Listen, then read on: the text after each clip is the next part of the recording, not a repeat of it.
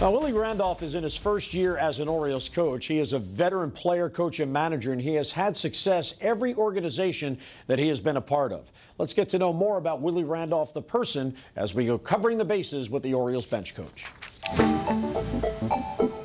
I grew up in a neighborhood that was heavily Hispanic, and their love for baseball is, obviously legendary. I mean, I had a lot of the Spanish, what they call bodegos, which is like, little like grocery stores, and they used to sponsor a lot of the team uniforms and stuff. They had a team called the 14 Brothers and blah, blah, different teams. And so they played a lot of softball, and then we played baseball, of course, and there were a lot of baseball diamonds in the metropolitan area. And so that's kind of how I got into it a little bit. Stickball was prevalent back then. I mean, a lot of these kids nowadays, they don't know what stickball is really.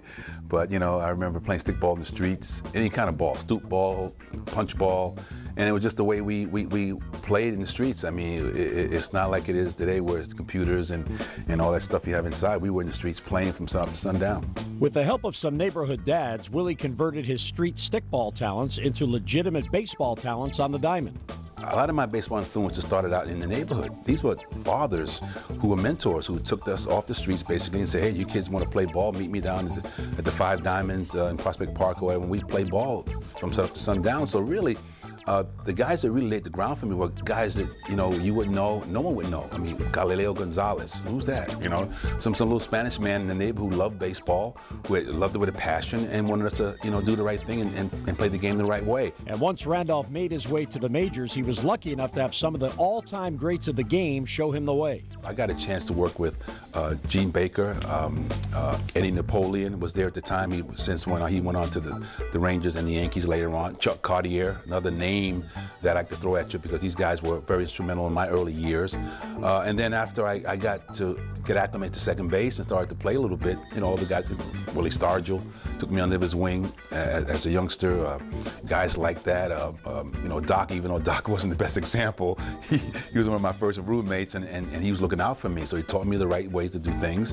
And then when I became a Yankee, the great Thurman Munson and Roy White and guys like that. So I've been very, very fortunate to be at a young age around some real seasoned veterans who knew how to play the game, who had respect for the game, and taught me the ropes the right ways. The influence of Willie Stargell went beyond the ball field, as Willie looked after Randolph like a family member rather than a teammate. More than anything, he just was like a big brother. He just really took me under his wing and showed me how to, go about my business on and off the field.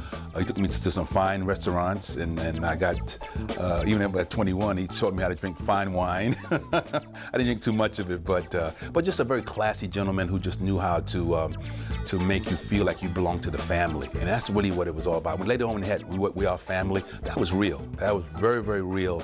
And that's the way he treated all his teammates. He was the leader of our club. He was the kind of guy that, if you were a Pirate, you felt like you were part of that team. And that's important for any player, but especially for a young player who's really, in a different environment.